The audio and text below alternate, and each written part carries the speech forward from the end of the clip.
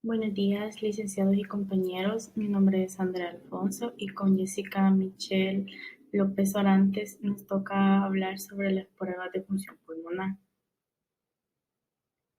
El objetivo es aprender a evaluar el estado funcional del aparato respiratorio, así como diagnosticar el estado de gravedad de la enfermedad pulmonar a través de las pruebas de función pulmonar. El estudios funcionales, la evaluación de la función pulmonar es una herramienta esencial por tener en cuenta un papel trascendente tanto en el diagnóstico como en el seguimiento del tratamiento en la evaluación pronóstica de las enfermedades del aparato respiratorio. La clasificación de las pruebas funcionales son las siguientes: el estudio de la mecánica ventilatoria, el volumen. El estudio de la mecánica ventilatoria tenemos la espirometría, volúmenes pulmonares, resistencia, elasticidad y distensibilidad. Estudio del intercambio gaseoso, como la capacidad de difusión y la gasometría arterial, las pruebas de hiperreactividad bronquial, como el test de broncodilatación y el test de provocación bronquial o broncoconstricción. También están las pruebas de esfuerzo, como el esfuerzo submáximo 6 minutos, marcha y prueba de lanzadera. También están los estudios de control de la respiración, como el estudio del patrón ventilatorio, la presión de oclusión y la presión musculares y los estímulos químicos. Primero tenemos la espirometría. La espirometría es una exploración fácil, reproducible, no invasiva y muy representativa de la capacidad ventilatoria. Esta mide el volumen de aire de los pulmones que los pulmones movilizan en función del tiempo. La representación gráfica puede ser en función del volumen-tiempo o entre sus derivados flujo-volumen. Realizar una expiración máxima de forma rápida y forzada hasta completar el vaciado de los pulmones. Si se requiere recoger inspirometría, realizar una maniobra inspiratoria máxima de forma rápida y con esfuerzo máximo. Se debe repetir esta maniobra hasta conseguir un mínimo de 3 maniobras técnicamente satisfactorias, 2 de ellas reproducibles y un máximo de 8. El procedimiento. Primero se tiene que explicar al paciente la maniobra, después sentar al paciente en una posición cómoda y poner una pinza sobre la nariz. También una boquilla en la boca, y se tiene que indicar al paciente que se tiene que sostener esta boquilla con los dientes, pero que no se tiene que morder. Después, indicar al paciente que realice una inspiración completa y posteriormente a esta una expiración con comienzo brusco. Después, en lo que se realiza en esta maniobra, incentivar al paciente. Después, que indicar al paciente que expulse todo el aire hasta alcanzar un flujo prácticamente nulo. Eh, la duración de la inspiración debe ser mayor a 6 segundos. El número de maniobras tiene que ir entre 3 a 8. Eh, la variabilidad entre las dos mejores pruebas tiene que tener una capacidad vital forzada menos del 5% o mayor o menor de 100 ml. Después, control de la bondad del esfuerzo de la curva flujo-volumen y eh, los criterios de la mejor maniobra tienen que ser la mayor capacidad vital forzada y el mayor volumen expiratorio en el primer segundo. Y ahí tenemos la prueba de broncodilatador. La realización de una prueba de broncodilatadora está indicada cuando existen lesiones obstructivas no definidas y o con sospecha de alteraciones mixtas, y su finalidad es el estudio de la reactividad bronquial. La prueba broncodilatadora es muy específica de hiperreactividad bronquial, pero poco sensible. La hiperreactividad bronquial no es un diagnóstico de asma. Para esto, primero se tiene que hacer una espirometría forzada inicial y posterior a esa una inhalación de un agonista beta-adrenérgico de acción corta. Posteriormente se repite la espirometría a los 15 minutos y para poder decir que una prueba broncodilatadora ha dado como positiva, se debe cumplir lo siguiente. Un incremento absoluto mínimo de 200 ml en los volúmenes y un incremento relativo mayor del 12%. La interpretación primero se tiene que ver si la espirometría es aceptable. Cuando la espirometría va a ser aceptable cuando sus curvas tengan una buena morfología y tengan repetibilidad. Si no cuentan con ello, se debe repetir la espirometría, pero si cuentan con ello, se debe valorar si es normal. Cuando la espirometría tenga la relación de capacidad vital forzada y volumen expirado en el primer segundo mayor al 70% y la capacidad vital forzada y el volumen expirado al primer segundo mayor del 80%, tendríamos que una espirometría es normal. Y se valora una prueba broncodilatadora. Pero si en cambio se tiene una relación capacidad vital forzada, volumen expiratorio menor a 70% y o una capacidad vital forzada y un volumen expiratorio en el primer segundo menor a 80%, esto ya no va a ser normal y se tiene que ver qué tipo de alteración es la que está en marcha. Si es una alteración obstructiva, un trastorno de tipo obstructivo, se tiene que una relación capacidad vital forzada, volumen expiratorio, en el primer segundo va a ser al menor del 70%.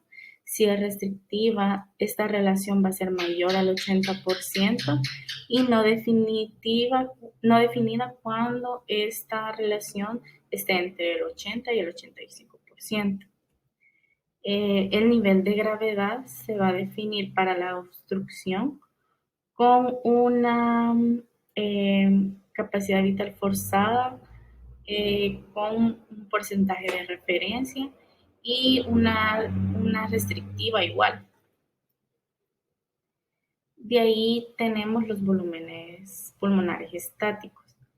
Desde un punto de vista funcional podemos dividir los volúmenes pulmonares en dinámicos o estáticos. Los dinámicos son aquellos que se movilizan con la respiración y estáticos aquellos que no se movilizan. Estos pueden ser los que contengan el volumen residual y todas las capacidades pulmonares que lo incluyen. La capacidad residual funcional, como por ejemplo la capacidad residual funcional y la capacidad pulmonar total. Al ser el volumen residual un volumen que no se puede expirar, no se puede medir mediante la espirometría, por lo que tenemos que recurrir a otros procedimientos. Se han descrito diversas técnicas para determinar los volúmenes estáticos, pero los principales son dos. La primera es la pletismografía corporal y el método de dilución de gases. Bye.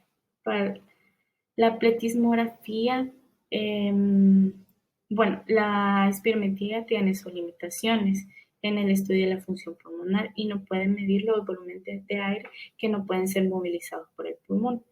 La pletismografía corporal constituye el método más eficaz para la determinación de dichos volúmenes. La pletismografía corporal está basada en la aplicación de la ley de Boyle y Mariotte, que establece que a temperatura constante el volumen de un gas es inversamente proporcional a su presión, es decir, el producto de la presión por el volumen es constante. Existen dos tipos fundamentales de plethysmografía: la de volumen constante, que registra la variación de presión, y son los más utilizados, y los de presión constante, que registran variaciones de volumen. Tenemos la plethysmografía de volumen. Una plethysmografía de volumen consta de una cabina hermética y rígida de volumen conocido, donde el paciente respira a través de un sistema formado por una boquilla, una válvula para interrumpir el flujo de aire y un neumotacógrafo. Entre la boquilla y la válvula existe un traductor de presión en la boca. Y un segundo traductor mide la presión dentro de la cabina. La plethysmografía mide todo el gas intratorácico al final de la expiración a volumen corriente. Igualmente podemos determinar la resistencia de la vía aérea y la conductancia. Asimismo, la plethysmografía nos ayuda a evaluar el volumen de gas que esté en contacto o no con la vía aérea. Por ejemplo, el aire atrapado en bujías. Entre sus indicaciones están detectar precozmente la limitación del flujo aéreo, valorar la hiperinsuflación al cuantificar el gas atrapado, establecer el diagnóstico de una alteración ventilatoria restrictiva o mixta, entre otros. El procedimiento. Primero se tiene que explicar el procedimiento que se va a realizar al paciente, enfatizando las siguientes indicaciones. Se le deberá decir al paciente que tiene que estar sentado dentro de una cabina con el tórax y el cuello recto y con ambos pies apoyados sobre el piso. Puede mover el sensor hacia adelante o atrás para tomar la boquilla sin flexionar o extender el cuello. Antes de iniciar la medición, se colocará la pinza en su nariz. Deberá sostener sus mejillas con ambas manos. Recuerde que la boquilla deberá sostenerse con los dientes sin morderla o meter la lengua, y deberá sellarla con los labios alrededor de la misma. Deberá respirar normalmente a través de la boquilla de 3 a 10 respiraciones. Posteriormente, la boquilla será obturada, y que por esto no se debe asustar, que solo durará unos pocos segundos, durante lo cual deberá respirar rápido y superficialmente, aproximadamente una respiración por segundo, al abrir la válvula de aire profundamente hasta llenar sus pulmones, y posteriormente expire en forma relajada hasta que le indique que la medición ha terminado.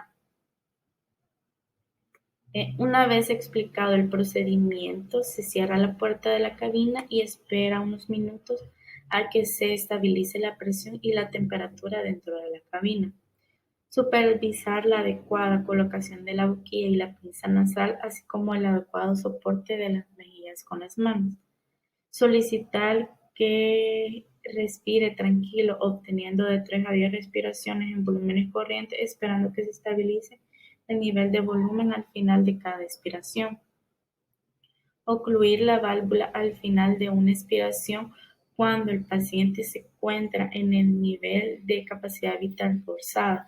Indique al paciente respirar con frecuencias de 0.5 a 1.5 Hz o de una respiración por segundo, de 30 a 90 respiraciones por minuto en forma suave. Al abrirse la válvula de obturación, solicita al paciente una expiración máxima y posteriormente expiración relajada hasta lograr meseta por lo menos de un segundo, con cambios de volumen menores a 25 ml. En un paciente con disnea grave que no puede completar la maniobra de volumen corriente inmediatamente después de la maniobra de gas intratorácico al final de la expiración a volumen corriente, puede realizar algunas respiraciones en volúmenes corriente y después intentar la maniobra de volumen corriente. Verificar que la medición de la capacidad vital forzada genere curvas de gas intratorácico al final de la expiración casi recta y superpuestas entre ellas, estando dentro de los rangos de liberación de presión de los traductores, más o menos 10 centímetros de agua o 1,3 y corregir en caso de ser necesario. Eh, se, se tiene que obtener una serie de 3 a 5 maniobras que se deben cumplir los siguientes criterios de aceptabilidad. El nivel de capacidad vital forzada se mantiene estable durante las respiraciones a volumen corriente. La diferencia de volumen entre el nivel de capacidad vital forzada y el nivel de oclusión es menor de 200 ml y la frecuencia respiratoria durante la obstrucción de la válvula es entre 0,5 a 1,5 Hz o de, o de 30 a 90 respiraciones por minuto. En la gráfica de presión-volumen son regulares y sin artefactos con histeresis mínima entre la inspiración y la expiración y deben observarse los dos extremos de la curva y con esfuerzos menores a 10 centímetros de agua o 1,3 kPa. La pendiente de las curvas registradas es paralelo a la línea de medición. La medición de volumen corriente es aceptable en expiración que alcance la meseta al menos un segundo con un cambio de volumen de menos 25 ml. Las mediciones deben contar con los siguientes criterios de repetibilidad. Varianza menor al 5% en las maniobras de gas intratorácica al final de la expiración a volúmenes corriente y el cálculo de la varianza se obtiene con la capacidad vital forzada mayor menos la menor entre la capacidad vital forzada promedio por 100.4 menos de 150 ml de diferencia, tiene que haber menos de 150 ml de diferencia entre los dos valores mayores de volumen corriente. El registro de SRAR, que es la resistencia específica de las vías aéreas, puede realizarse antes de la medición de la capacidad vital forzada en la pletismografía, en la respiración de volumetría, donde se estabilice el nivel de la capacidad vital forzada, o bien posterior a las mediciones solicitando respiraciones relajadas de volumetría hasta obtener 5 curvas de la resistencia específica de las vías aéreas, que sean regulares y reproducibles en análisis visual, después que se hayan corroborado los criterios de repetibilidad y aceptabilidad. Se finaliza la prueba y se solicita al paciente que abandone la cabina. De ahí tenemos el flujo expiratorio máximo. Este es el flujo de aire que alcanza en la expiración forzada tras una inspiración profunda que se alcanza en los primeros 150 milisegundos de la misma y se expresa en litros por minuto, litros por segundo o como porcentaje de su valor de referencia. El flujo expiratorio máximo refleja el estado de las vías aéreas de gran calibre.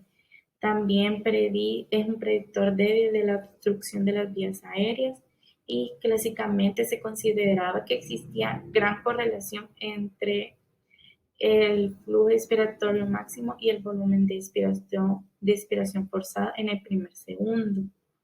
Pero se ha visto que este es limitado debido a que el flujo expiratorio máximo es más sensible que el volumen expiratorio forzado en el primer segundo.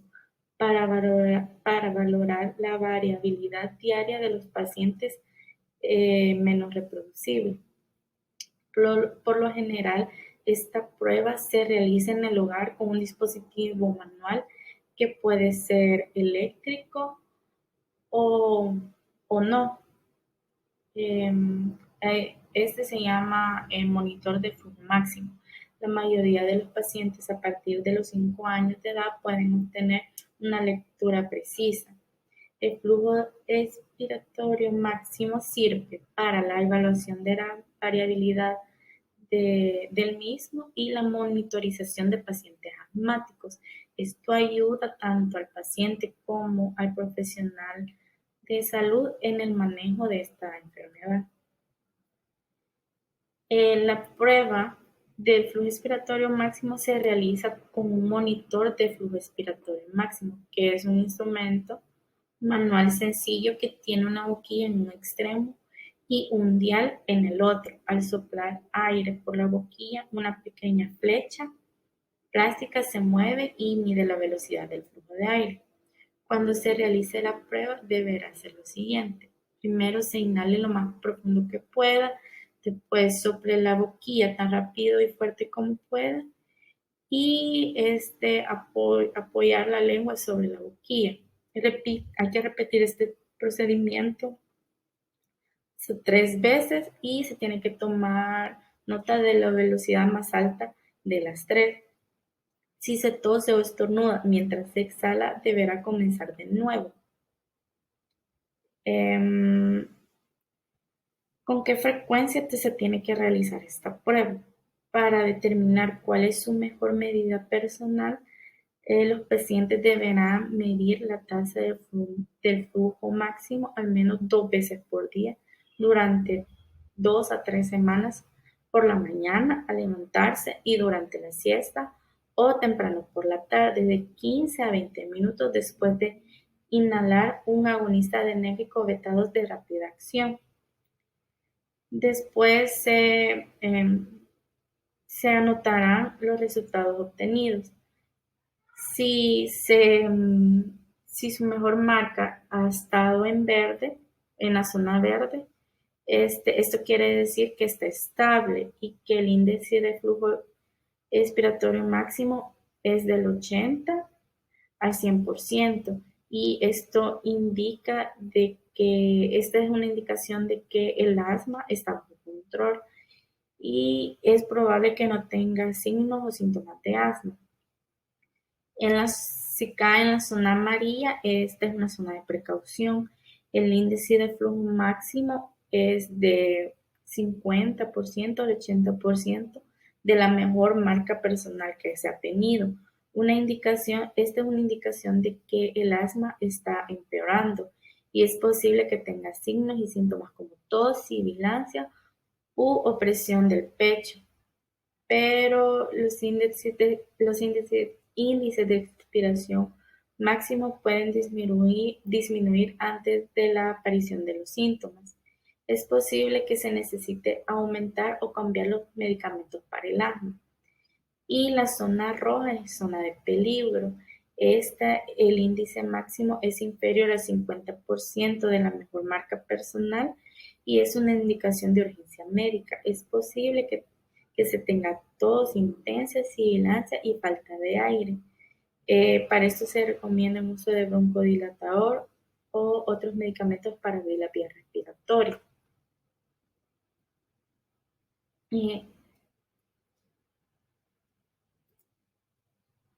Técnicas de dilución de gases. Con esta técnica, el paciente inhala un volumen de gas conocido, que contiene una concentración conocida de un gas inerte que no es soluble en los tejidos, generalmente helio. Mediante esta técnica de respiración única o múltiple, el helio se va mezclando con el aire del pulmón y su concentración disminuye, lo que permite el cálculo de volúmenes estáticos en función de la concentración del gas inerte que se ha quedado tras la respiración. Esto se calcula mediante la siguiente relación. Concentración conocida por volumen conocido va a ser igual a la concentración estática por el volumen conocido más el volumen estático. Entre las ventajas de esta técnica figuran que suele requerir menos espacio físico, es más barato, el dispositivo es más barato y se puede utilizar para las pruebas de difusión. Por el contrario, es un procedimiento lento, ya que el equilibrio de la nueva concentración se suele alcanzar entre 5 a 10 minutos tras iniciar la maniobra y tiende a infravalorar los volúmenes en pacientes con obstrucción de las vías aéreas, ya que los alvéolos mal ventilados no participan en la difusión del gas inerte, aunque debido al tiempo invertido en la exploración durante la técnica, se suministra oxígeno y retira el carbónico. Mientras el paciente respira por el dispositivo, no se ha demostrado que se produzca una hipoxemia clínicamente significativa, por lo que no es necesario hacer determinaciones de la saturación arterial de oxígeno tras su realización. Sus principales aplicaciones químicas están el estudio de los patrones espirométricos restrictivos y mixtos, con un componente restrictivo y otro obstructivo. Al ser, al ser una prueba de función pulmonar eh, con no esfuerzo dependiente e incluir el volumen residual, puede determinar si el componente restrictivo se debe a una falta de colaboración del paciente, a una verdadera restricción pulmonar o a un aumento del volumen residual por atrapamiento aéreo. El estudio de los patrones espirométricos restrictivos se puede completar con el estudio de la distensibilidad de los pulmones y las pruebas de difusión. También se puede detectar también se puede hacer una detección precoz de enfermedad bronquial. Otra aplicación de la determinación de los volúmenes es estudiar precozmente la obstrucción al flujo aéreo, ya que la obstrucción crónica al flujo puede comenzar con atrapamiento aéreo y aumento del volumen residual como única alteración funcional, manteniendo una espirometría y resistencias normales. Los valores normales irán con un volumen residual entre 80 al 120% y una capacidad pulmonar total de 80 a 120%. En una alteración obstructiva se va a tener que el volumen residual y la capacidad pulmonar total van a estar mayores al 120% y la relación de este va a estar mayor al 40%. En las alteraciones restrictivas, tanto el volumen residual como la capacidad total funcional van a estar menores al 80%. De ahí tenemos la oximetría de pulso. Este permite la estimación no invasiva de oxígeno en el organismo. Esta se basa en el análisis espectral, la absorción del espectro de la hemoglobina oxigenada y reducida.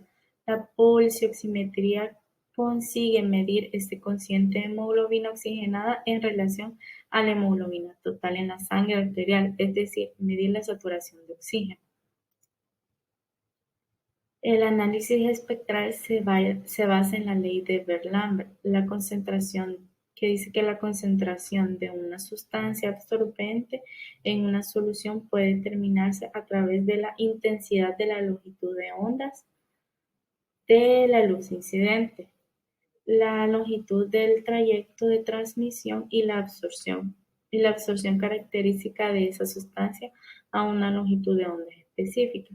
Tanto la luz próxima al infrarrojo como la luz roja penetran el tejido a diferencia de los otros espectros de luz.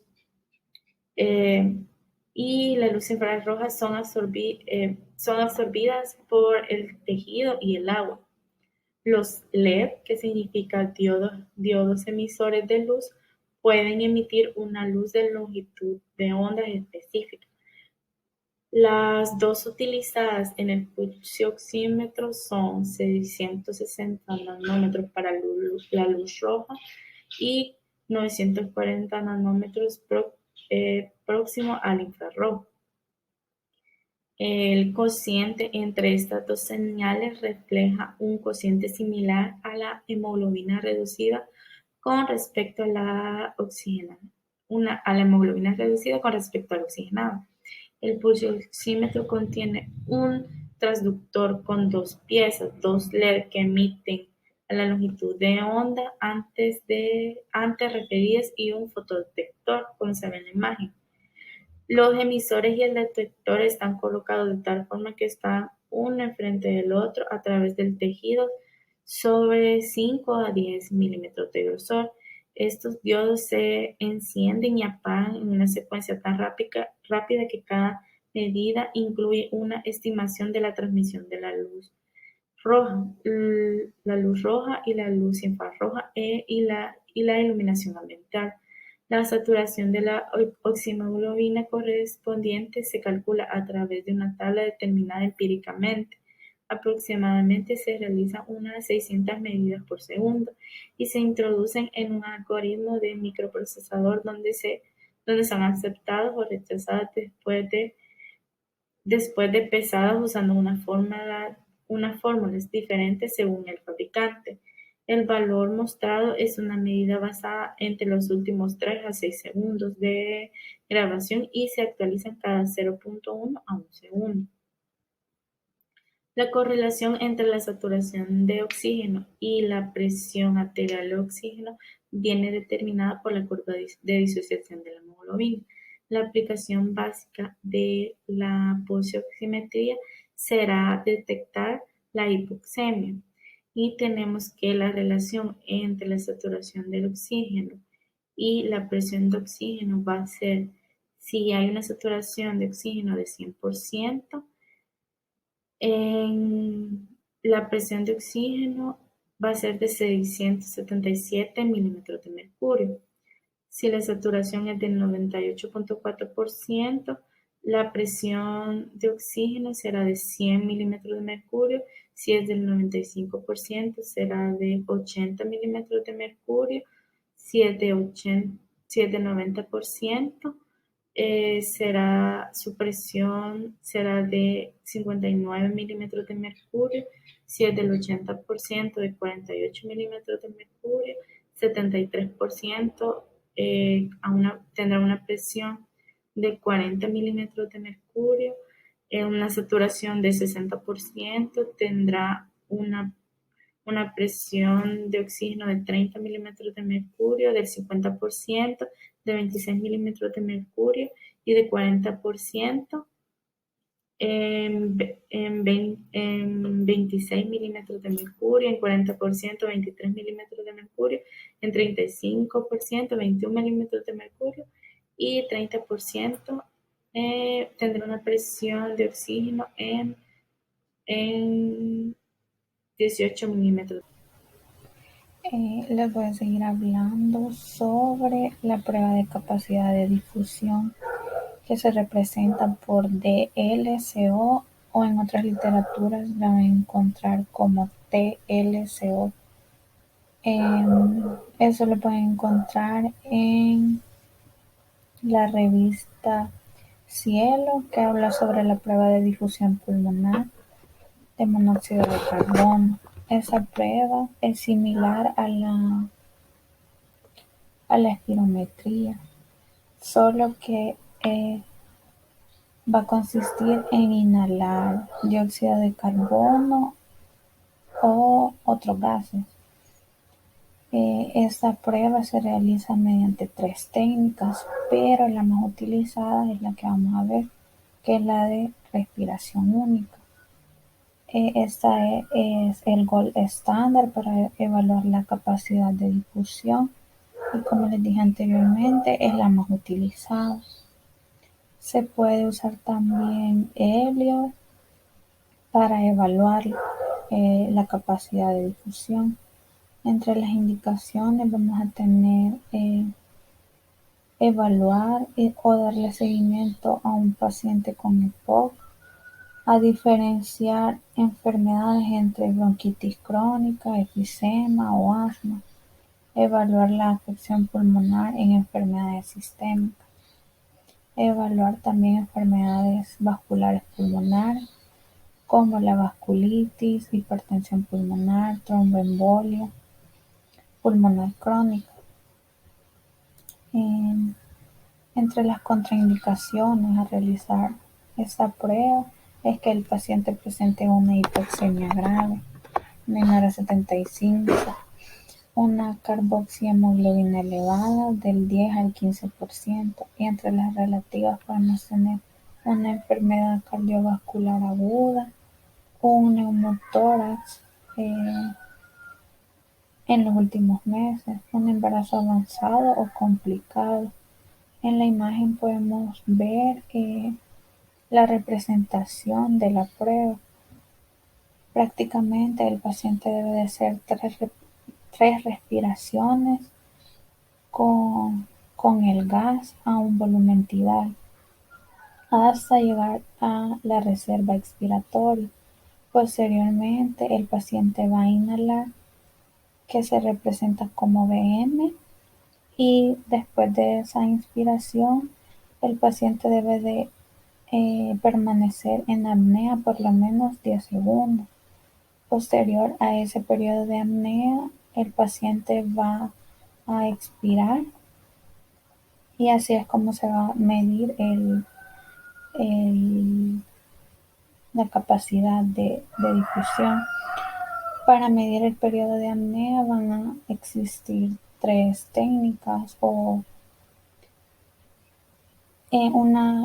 la más utilizada se llama el de Jones, que se va a evaluar el periodo de apnea desde finalizar la inspiración hasta el inicio de la expiración. Eso lo pueden encontrar en la revista Neumo Madrid, que habla de la capacidad de difusión. Los resultados de la prueba van a ser determinados por valores estandarizados. Estos van a depender de la altura, del peso, del sexo del paciente. Debido a esto, cuando encontremos un descenso de la difusión de dióxido de carbono, se puede deber a las siguientes enfermedades, ya sea EPOC, enfermedad pulmonar intersticial como es la fibrosis pulmonar, la bronquiolitis, entre otras. Conectivopatías con afección pulmonar como es el lupus, o enfermedades cardiovasculares. Cuando el resultado de la prueba sea aumentado, se va a deber al asma, hemorragia pulmonar o enfermedades asociadas con el aumento del flujo sanguíneo. Puede ser un shunt de izquierda a derecha o debido al ejercicio. Ahora les voy a hablar sobre el estudio de la función de los músculos respiratorios. El estudio se puede realizar mediante la evaluación de la presión de la boca o de la presión de la nariz.